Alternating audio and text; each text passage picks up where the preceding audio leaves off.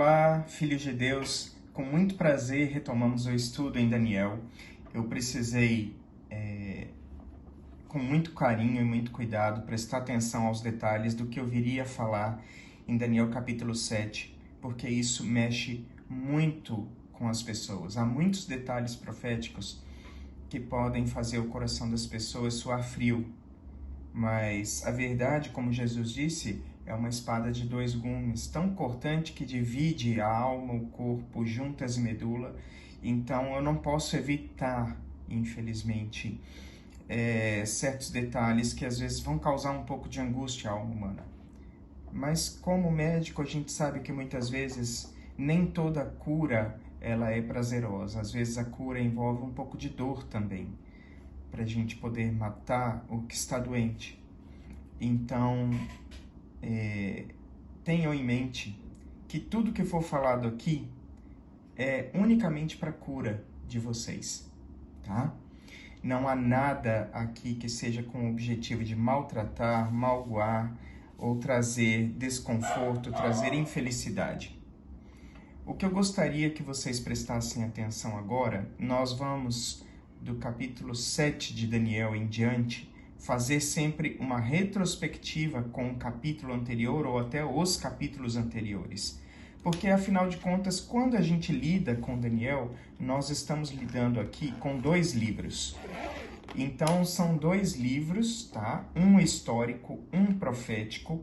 Os dois são intercambiáveis. A diferença e a predominância. Nos primeiros 6 capítulos de Daniel, nós temos uma predominância de uma porção histórica com toques proféticos, e do capítulo 7 ao 12 nós temos um livro profético, tá, com toques de história. E a própria escrita difere, porque até o capítulo 6 nós temos um livro escrito em hebraico, do capítulo 7 em diante nós temos um livro escrito em aramaico. São línguas parentes, como o português e o espanhol, por exemplo, mas são línguas diferentes. Agora, por que um foi escrito numa língua e a outra metade do livro de Daniel escrito em outra língua, a ponto de, no Velho Testamento, constituírem 2 livros, né? E a Septuaginta já os traduziu como um livro só.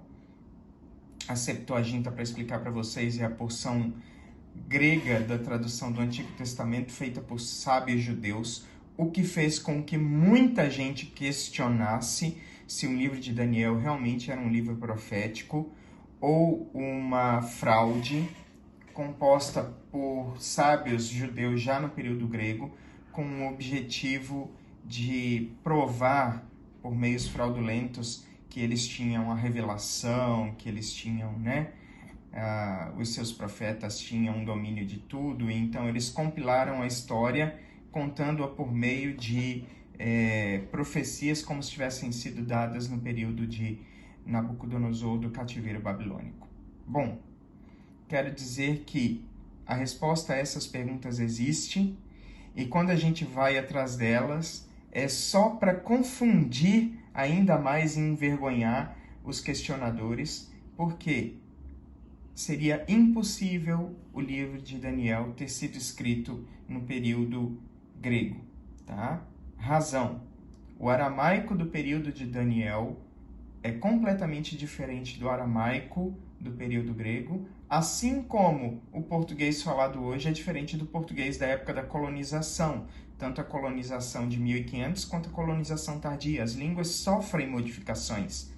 E quando se foi analisar o aramaico, era impossível que o aramaico correspondesse ao período da tradução da Septuaginta que os sábios judeus fizeram na época da dominação grega. O aramaico era muito antigo, correspondia ao período do domínio babilônico onde viveu Daniel. Por que ele dividiu em 2 línguas, eu já não o sei dizer, tá? Talvez ele quisesse deixar registrado de uma forma que não só os judeus pudessem ler, mas os pagãos também, os sonhos que ele estava tendo. Isso seria uma boa explicação, afinal de contas, os profetas querem que sua mensagem atinja o máximo possível de pessoas. Outra coisa, os judeus já tinham perdido a fala do judaico, tá? Do hebraico. A essa altura, os novos judeus nascidos em território babilônico já todos falavam aramaico. Então, essa pode ser uma das razões do porquê Daniel escreveu a parte em aramaico. Ok? A segunda parte do livro. Se vocês prestarem atenção, uma dúvida deixou Daniel muito perturbado. No final do capítulo 7, Daniel começou a considerar, lembram-se dos 4 animais, eu vou refrescar a memória de todos vocês. Então, primeiro saiu um leão com asas, que Daniel não teve dificuldade nenhuma em identificar que era uma profecia a respeito do período babilônico, porque todos os dias, caminhando pelas ruas de Babilônia, ele via, seja gravado na forma de estátuas ou de iconografias nos portões e nos muros, ele via leões alados. Então segue um urso corcunda, que é equivalente ao segundo reino da estátua, o reino de prata. Então um leopardo de 4 cabeças, que é equivalente ao reino de bronze da estátua, e então um dragão terrível, que é equivalente ao reino de ferro da estátua. Esse dragão tem algo de equivalente com os pés, porque na sua cabeça tem 10 chifres, assim como os pés têm 10 dedos, ou seja, 10 reinos que se levantariam do dragão romano.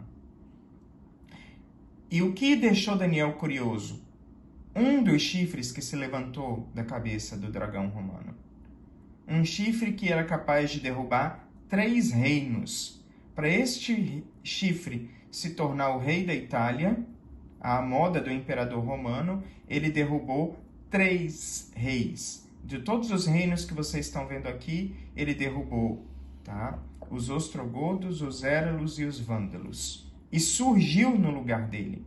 O que a gente tem da Itália hoje é uma mistura de várias nações, mas quem sobressaiu foram os lombardos no norte, ok? Então, até hoje a gente tem a região chamada de Lombardia na Itália, né? Porque essa tribo sobreviveu. Mas vândalos, éralos e ostrogodos, as outras 3 tribos que invadiram a Itália junto com os lombardos, essas desapareceram para dar lugar ao rei romano. Por que elas desapareceram? Porque elas questionaram a autoridade do bispo de Roma. Elas eram até cristãs, tá? Não necessariamente elas eram pagãs ali, só que elas não se submetiam à autoridade do bispo de Roma, por isso elas foram eliminadas. Todas as outras 7 tribos restantes, elas aceitaram a autoridade do bispo de Roma, ok? E isso deixou Daniel muito perturbado, ele ficou grandemente perturbado, porque ele disse o seguinte, que é isso? Quem é esse rei que tem tamanho poder, abate quem ele quiser, inclusive ele é capaz de perseguir os santos do Altíssimo, né? Que rei é esse que tem o poder de perseguir o povo de Deus desta forma?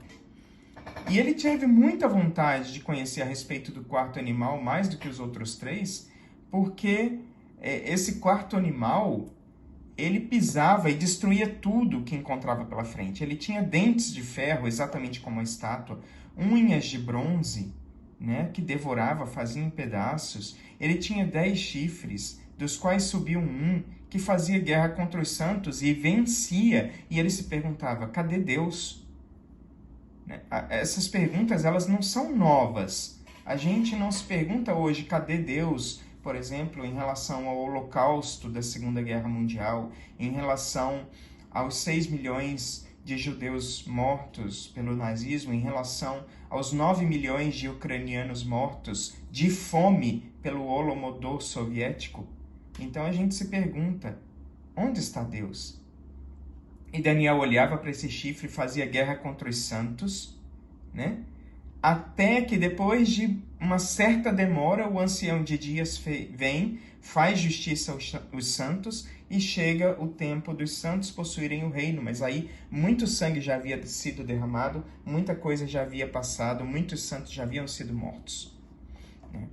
E esse chifre, esse rei tão abusado, mudaria os tempos, ou seja, mudaria o calendário, mudaria a lei de Deus, e eles estariam na mão desse rei por 1 tempo, 2 tempos e metade de 1 tempo, ou seja, por 3 anos e meio. E muita gente se pergunta, 3 anos e meio literais? Não, Daniel sabia que não era 3 anos e meio literais, porque só o castigo que eles já estavam cumprindo em Babilônia estava perto de completar 70 anos. Então, seria muito tempo, não seriam 3 anos e meio até o estabelecimento do reino de Deus. Daniel sabe que ainda levaria décadas e séculos para a sucessão dos 4 grandes reinos que ocupariam a Europa e o Oriente Médio.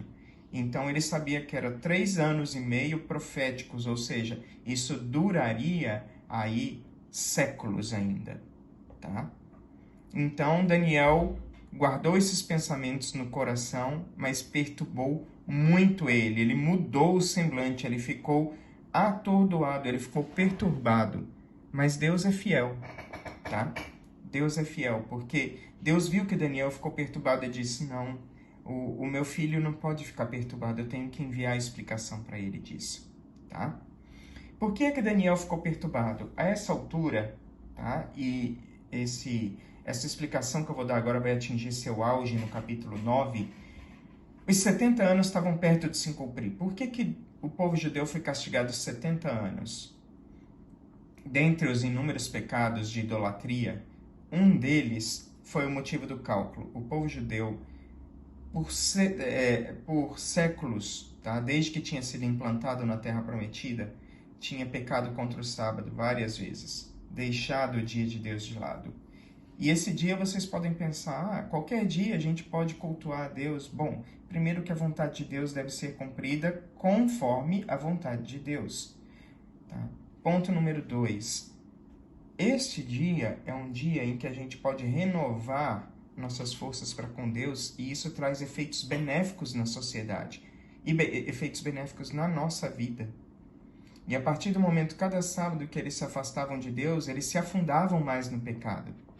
Chegou um momento em que Deus fez o cálculo matemático, e durante todo o tempo em que os judeus habitaram na Terra Prometida, o número de sábados, tá? Que é um único diazinho por semana, mas o número de sábados que eles já tinham deixado de guardar, somados todos juntos, dava 70 anos, ou seja, eram milhares de sábados. Multipliquem 70 por 360 dias, que era o número de dias do calendário solar antigo, vocês vão ver quantos sábados eles tinham deixado de guardar. 70 anos vezes 360 dias, e vocês vão ver. Esse foi o número de sábados que eles deixaram de guardar, por isso que a terra foi castigada, ou melhor, a terra foi poupada, tá? Então, a terra de Israel foi deixada a descansar 70 anos, correspondente ao número de sábados que eles deixaram de guardar. E isso está lá no livro do profeta Jeremias. E quando se cumprissem os 70 anos, então Deus visitaria o rei de Babilônia, castigaria a iniquidade dele, tá? E faria de Babilônia perpétuas ruínas. Daniel sabia que estava perto. O que perturbou tanto Daniel? Se os 70 anos estavam chegando ao fim, como Deus permitiria que o chifre continuasse vencendo os santos? Ele não sabia a identidade desse chifre ainda. Ele achava que o rei de Babilônia continuaria castigando o povo de Deus. Mas Deus tinha prometido que seriam 70 anos e esse período está acabando, o castigo vai continuar. Não estou entendendo nada, né? Então, Daniel capítulo 8